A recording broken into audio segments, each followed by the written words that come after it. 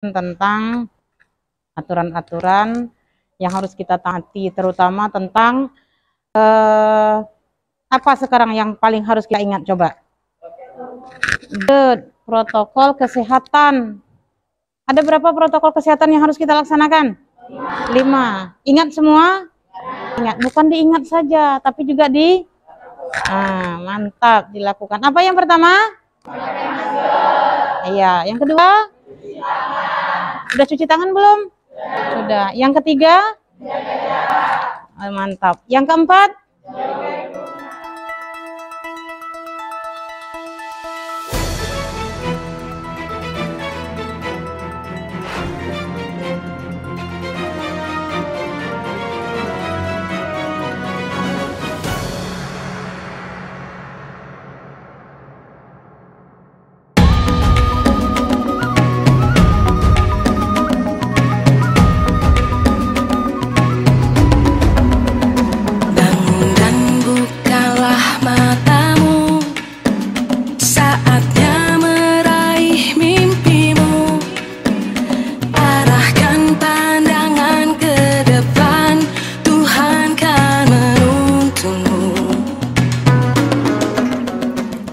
Program sekolah penggerak dari Merdeka Belajar diterapkan di SMP Negeri 38 Batam telah berjalan selama 1 semester lebih.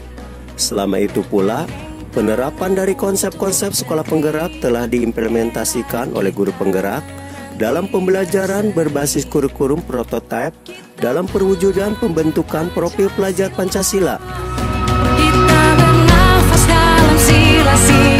Kurikulum prototipe ini berupa pembelajaran berbasis proyek-proyek atau project based learning untuk mendukung pengembangan karakter sesuai dengan profil pelajar Pancasila, yang mana implementasi dari kurikulum tersebut, sekolah diberikan keleluasaan dan kemerdekaan untuk memberikan proyek-proyek pembelajaran yang relevan dan dekat dengan lingkungan sekolah. Kawan demi negeri.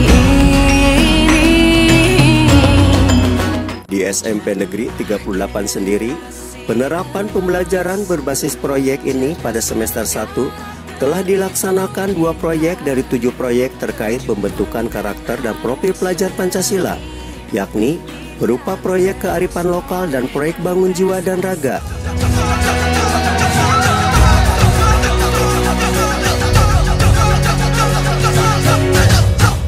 Menurut Kepala Sekolah Penggerak SMP Negeri 38 Batam Alfida Hasan SPD, penerapan kurikulum dengan paradigma baru telah diimplementasikan selama 1 semester lebih, sebanyak 2 proyek dari pembentukan proyek pelajar Pancasila, yakni berupa proyek kearifan lokal dan proyek bangun jiwa dan raga.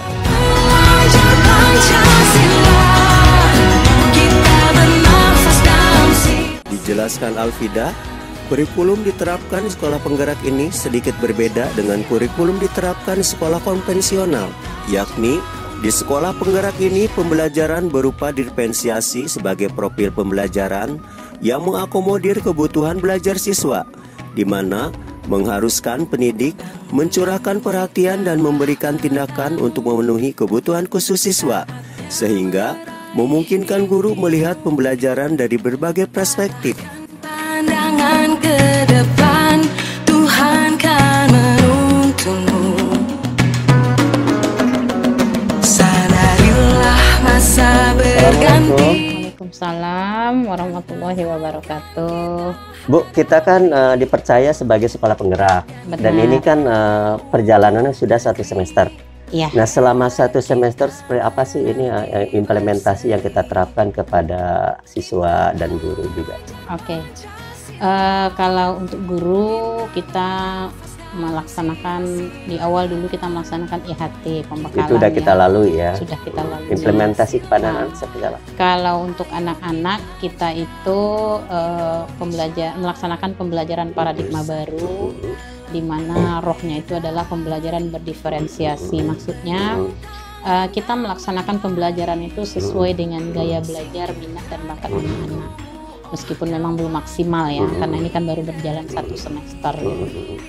Hanya saja di sepanjang perjalanan kita adakan penguatan-penguatan yang mudah-mudahan di semester 2 ini nanti bisa berjalan maksimal. pembelajaran itu untuk pembelajaran intrakurikulernya. Kalau untuk kokurikuler, pembelajaran project, itu sudah kita laksanakan dua project. Kang Arman kan pasti tahu ya,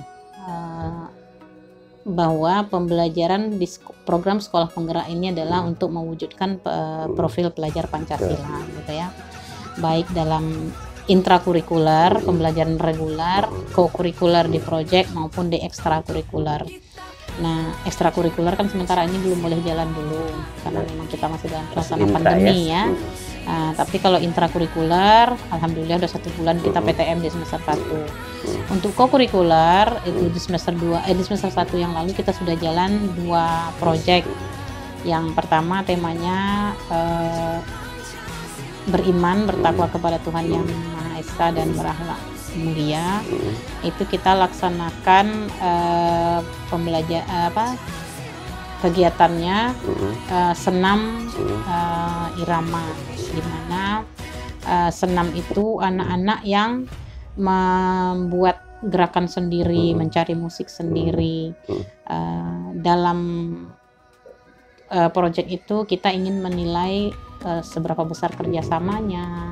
Kemudian dalam kerjasama itu juga kita ingin tahu kemandiriannya. Mandiri dalam hal mereka mencari sendiri, mereka menciptakan sendiri gerakan-gerakan untuk senam itu. Alhamdulillah berjalan lancar. Yang kedua, kalau melihat dari perjalanan, kita kan ada sekolah penggerak 5 intervensi yang harus kita jalankan. Iya. Dari 5 intervensi ini ada apa yang kurang begitu maksimal kita terapkan, atau mungkin ada salah satu yang belum kita jalankan? Kalau intervensi enggak ada yang enggak maksimal. Mungkin kalau dari pemerintah daerah ya. Dari pemerintah daerah mungkin bantuan dana. Bantuan dana dari pemerintah daerah itu yang belum ya. Karena kemarin kan kita dapat bantuan dana itu langsung dari pusat. Tapi kalau untuk pelaksanaan program, kemudian pendampingan, itu semuanya sudah maksimal dilakukan untuk kita. Karena kalau 5 intervensi satu paket Bu ya. Benar. Di dalam penerapan sekolah penggerak. Benar. Ini kan tidak terlepas dari perwujudan profil pelajar Pancasila. Ya. Nah, pembentukan seperti itu seperti apa sih yang kita terapkan kepada anak-anak? Yang jelas kalau di pembelajaran intrakurikuler kita melaksanakan pembelajaran itu tadi yang berdiferensiasi. Jadi guru mengajar di kelas itu dengan menetapkan kriteria-kriteria sesuai dengan kemampuan anak. Kalau dulu kan KKM, kita mengenai istilah KKM ya, keputusan berjam minimal. Kita tetap pakai KKM sekarang, tapi sesuai dengan kemampuan anak. Nah, misalnya, jadi nggak dibatasi ya? Tidak kita batasi. Tidak dibatasi, bukan berarti kita tidak punya barometer, ya. Bukan berarti kita tidak punya barometer. Kita tetap punya barometer, tapi sesuai dengan kemampuan. Ada standar khusus ada ya. standarisasinya. Cuman berbeda-beda tiap anak. Benar. Nah, Bu, ini kan kita berbeda dengan sekolah konvensional ya untuk materi kurikulum. Katanya sekarang kita menerapkan kurikulum prototype ya, lebih kepada bentuk proyek-proyek.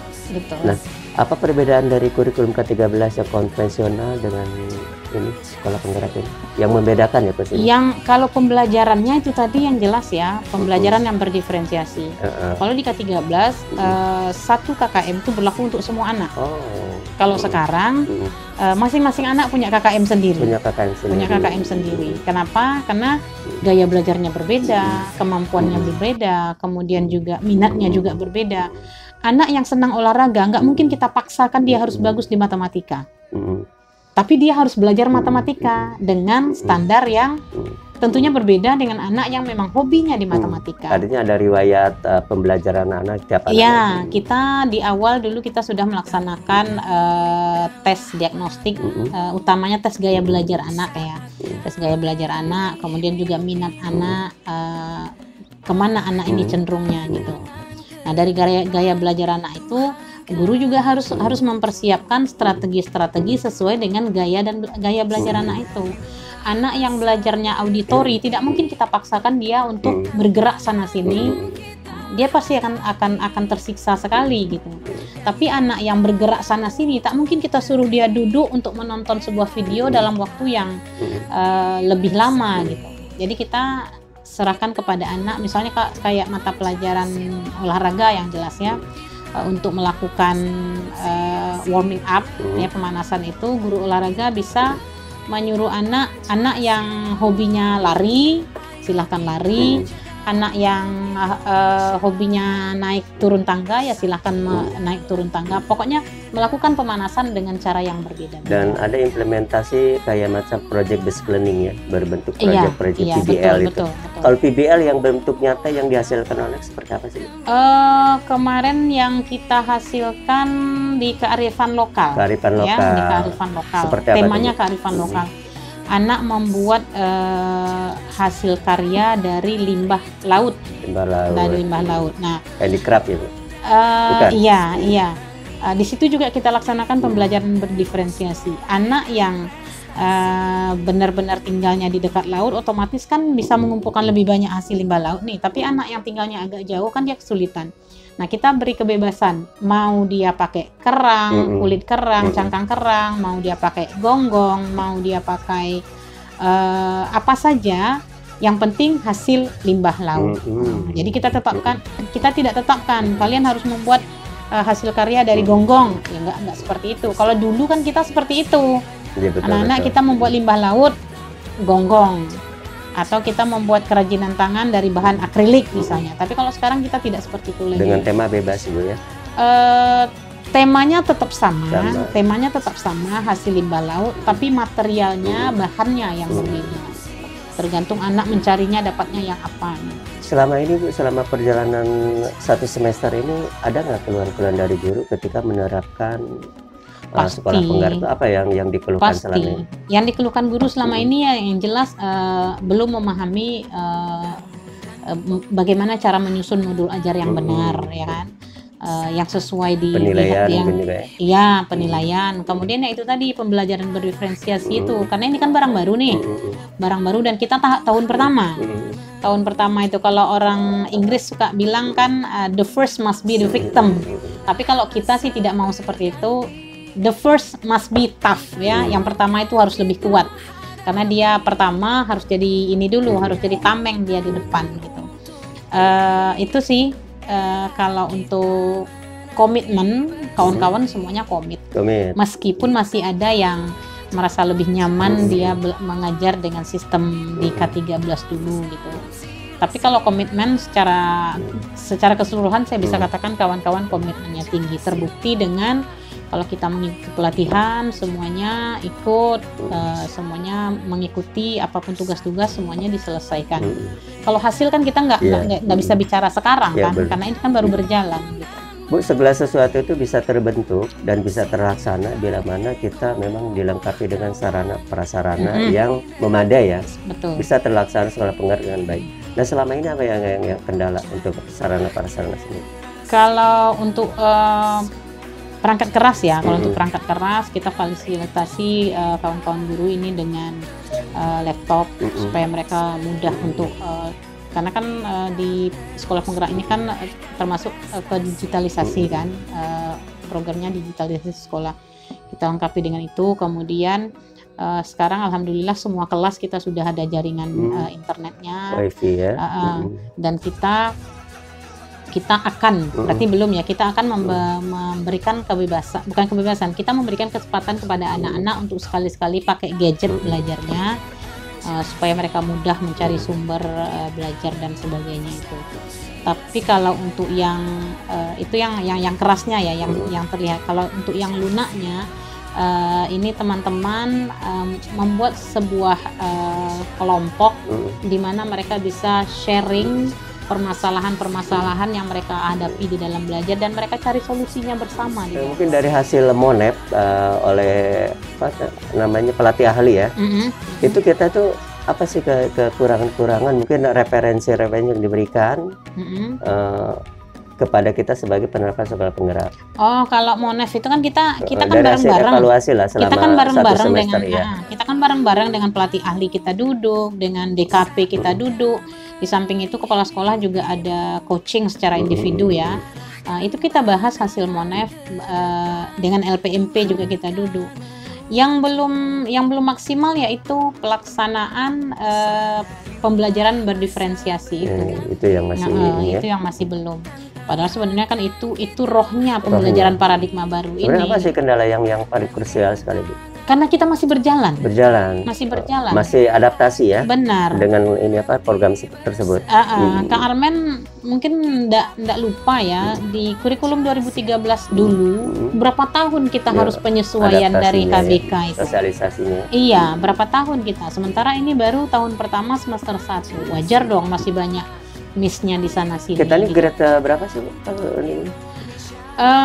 Saya ndak berani bilang kita sudah 3, tapi antara 2 dan 3, antara 2 dan 3 kita. Target kita sampai 4. Ya, targetnya sampai 4. Karena kalau bullying itu kita boleh katakan kita sangat inilah, sangat kecil sangat lah, minim kasusnya. Sangat kecil.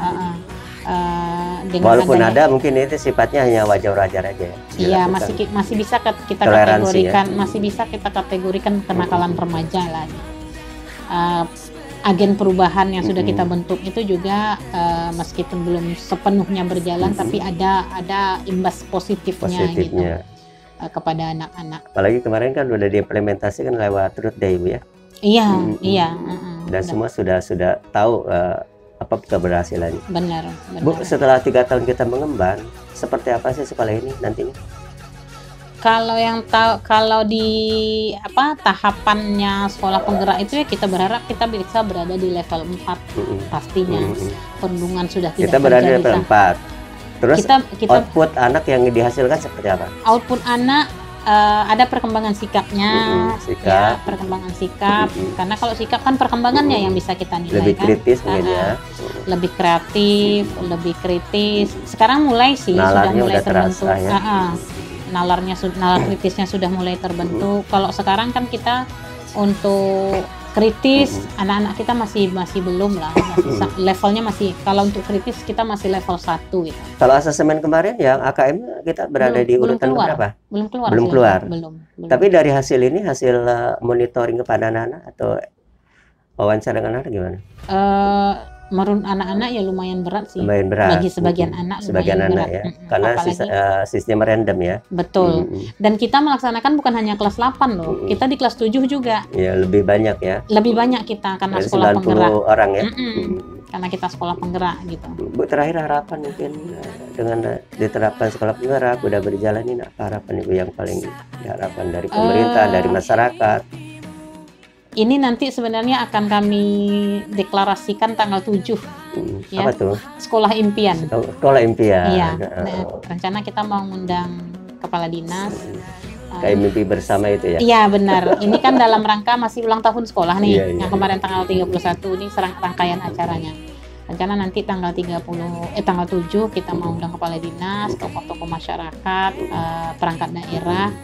Untuk mendeklarasikan SMP Negeri 38 disitulah dukungannya nanti.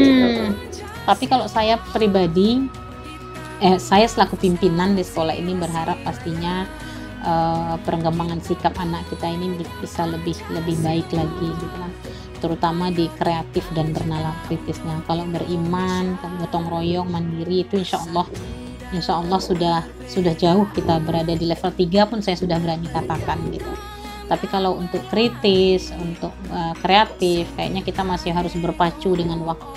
Bertahap ya. Karena program sekolah penggerak ini kan 3 tahun pelaksanaan, tahun keempatnya itu nanti evaluasi. Gitu. Meskipun kita kemarin di semester 1 jalan program, kita sudah evaluasi juga. Saya dengan tim di DKP sudah evaluasi. Yang belum kita laksanakan secara maksimal itu yaitu pembelajaran berdiferensiasi itu. Berharap anak-anak bisa lebih berkembang ke arah yang lebih baik sikapnya. Setidaknya anak-anak itu kalaupun tidak bisa menjadi contoh untuk sekolah-sekolah di sekitarnya, minimal bisa menjadi contoh adik-adiknya di rumah gitu. Kemudian dukungan dari orang tua itu sangat-sangat kita butuhkan, dukungan dari masyarakat di sekitar sekolah. Kalau misalnya anak-anak kita ini melakukan tanda petik kesalahan, nggak apa-apa, kita terima ada pengaduan dan sebagainya dari masyarakat, kita akan sangat terima itu. Karena tanpa adanya kerjasama kami juga tidak akan bisa bekerja. Kemudian kalau harapan saya untuk guru-guru, mudah-mudahan tetap semangat, tetap solid, tetap jaga kekompakan. Karena sehebat apapun kita, kalau kita kerja sendiri ya nggak akan bisa juga. Dan dukungan pemerintah untuk sarana. Kalau dukungan pemerintah pastinya kita harapkan sarana prasarana, kemudian juga pendampingan yang yang kontinu ya. Itu sih yang kita harapkan. Semoga ke depan SMP Negeri 38 Batam ini bisa lebih baik lagi, bisa bekerja dengan bersama ya, bisa bekerja dengan baik ya. Kita berusaha menciptakan lingkungan dan suasana kerja yang kondusif bagi kawan-kawan guru maupun bagi anak-anak untuk mewujudkan profil pelajar Pancasila itu melalui moto SMP 38, bersama kita bisa, bersatu kita maju, 38 di hatiku. Oke, terima kasih Bu atas infonya. Mudah-mudahan sekolah penggeraknya semakin maju. Amin. Assalamualaikum warahmatullahi wabarakatuh. Waalaikumsalam warahmatullahi wabarakatuh. Sadarilah masa berganti, tantangan kan kita hadapi. Nah, kamu kenapa tidak pakai masker, Nak? Maaf Ibu, tadi kesiangan, takut terlambat. Sekarang kan masih pandemi ya, Nak ya. Jadi kita tetap harus ketat protokol kesehatan. Jadi masker harus tetap digunakan. Besok tidak boleh lupa lagi ya, Nak. Maaf ya Bu. Salam sila-silanya, kita pelajar Pancasila. Ayo kita jaga untuk Indonesia, bersatu dalam. Sementara, guru penggerak di SMP Negeri 38 Batam mengaku dengan penerapan kurikulum paradigma baru ini menuntut guru lebih inovatif dan mengajak siswa lebih kreatif serta bernalar kritis. Salah satu mapel IPA misalnya menggabungkan dengan mapel lain berkolaborasi membentuk proyek membangun jiwa dan raganya berupa senam kesehatan jasmani yang dibuat per kelompok. Berjuang dan harus berani, kita terus torehkan prestasi. Bu, Ibu sebagai guru mapel IPA ya, Ya, seperti apa sih penerapan yang berbentuk proyek-proyek yang kita kan menggunakan kurikulum prototipe yang artinya lebih mengarah kepada proyek basic learning. Seperti apa penerapannya? Penerapan kalau di proyeknya ya Pak. Nah untuk proyek pertama itu kita gabung dengan mapel lain Pak.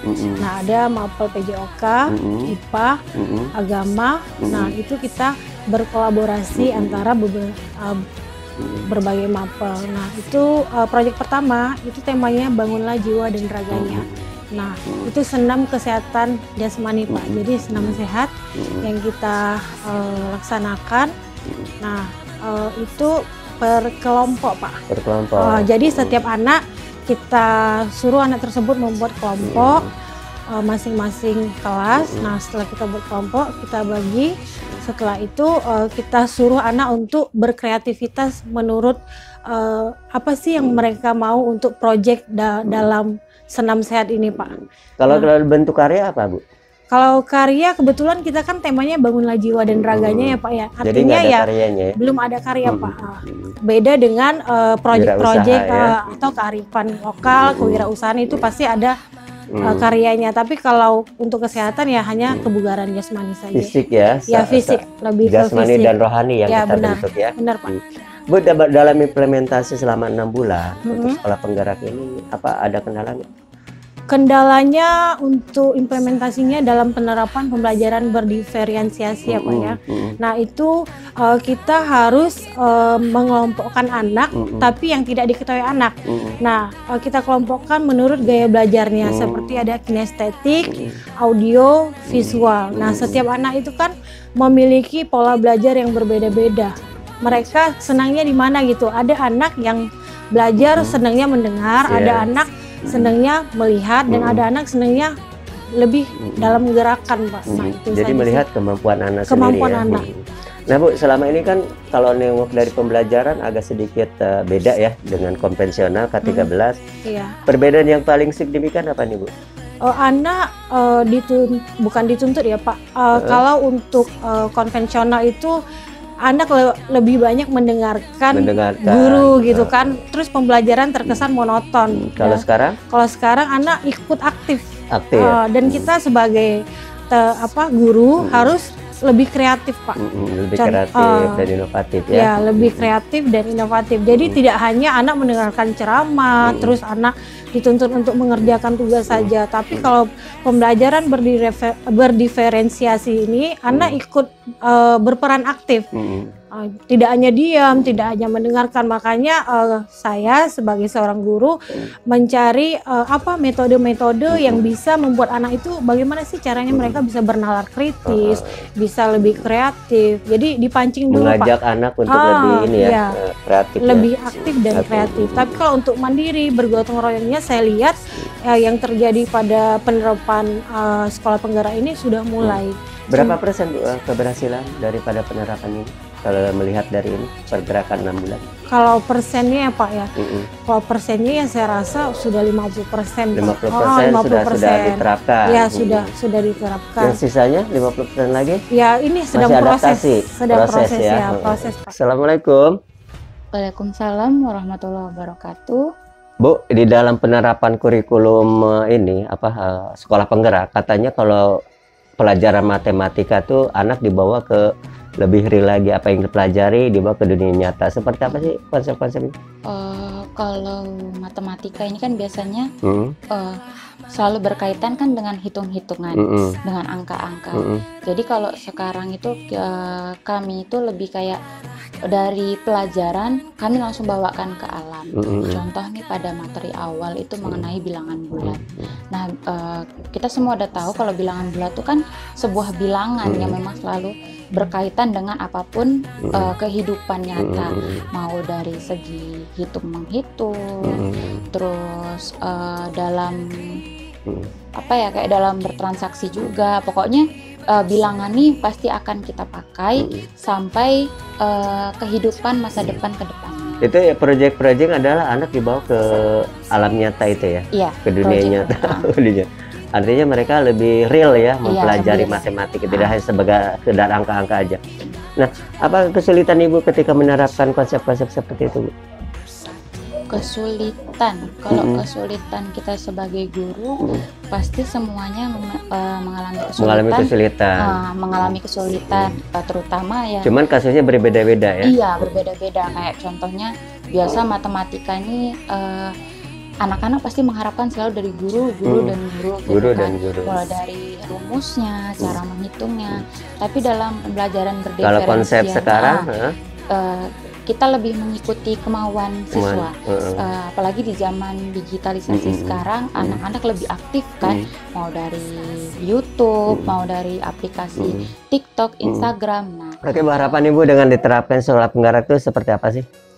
Harapan saya yang utama mengenai sekolah penggerak ini kan tujuannya sekolah penggerak ini anak-anak ini lebih mengembangkan attitude, beriman, mandiri, kreatif, gotong royong. Nah, yang paling saya harapkan itu ya terwujudnya dari si dimensi profil pelajar Pancasila ini. Assalamualaikum. Waalaikumsalam warahmatullahi wabarakatuh. Pak, Bapak sebagai Ketua Dewan Komite Pembelajaran ya untuk sekolah penggerak ini.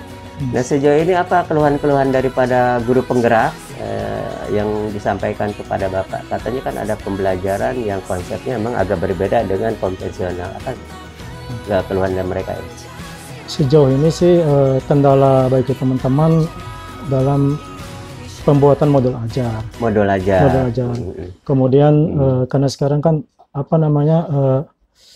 ada kurikulum prototype itu, ya. Untuk pembelajaran terdiferensiasi, karena itu hal yang baru, jadi untuk penerapannya dalam proses pembelajaran itu masih perlu pembelajaran lebih banyak lagi. Perlu pelatihan lagi. Ya. Selama ini berapa kali Pak memberikan pelatihan untuk penerapan itu? Sejauh ini sudah 4 kali dengan pelatih ahli. Pelatih ahli, tapi belum maksimal ya. Ya belum pengaplikasinya belum maksimal. Belum maksimal. Apa kendala yang dihadapi ketika penerapan PBL, proses basic learning yang konsepnya lebih kepada proyek-proyek ini, Pak? Kendalanya lebih kepada anak-anak yang belum siap menerima pembelajaran terdiferensiasi itu. Kalau dari gurunya sendiri, sebetulnya ini pembelajaran yang sudah dilakukan di kurikulum 2013. Tapi baru diketahui sekarang, seperti dalam pemberian materi dulu di kurikulum 2013 juga. Kalau kita seperti saya dulu untuk pembelajaran IPA, jadi kita memberikan media pembelajaran itu dalam bentuk gambar-gambar, kemudian nanti anak kita suruh ke depan untuk mengidentifikasi sebetulnya gambar apa itu. Pak, apa harapan Bapak terhadap penerapan sekolah penggerak ini, Pak? Harapan kami secara umum tentu bagaimana anak itu bisa berubah dari segi perilaku, lebih kreatif, lebih kritis lagi. Terutama sekali mereka bisa menerapkan profil pelajar nasional dalam kehidupan mereka. Artinya ada perubahan ya, perubahan sikap yang ada lebih bagus ya. Dan itu udah kita rasakan ya selama 6 bulan ini? Sudah ada dampaknya. Udah ada perubahannya. Perilakunya.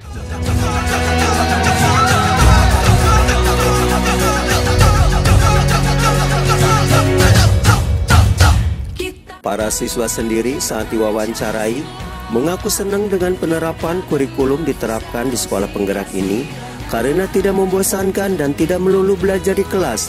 Namun siswa lebih diajak membuat proyek-proyek sesuai yang mereka inginkan. Indonesia, kita pelajar Pancasila, kita bernafas. Waalaikumsalam. Namanya siapa? Diansyah, Kelas berapa sekarang? kelas 7A.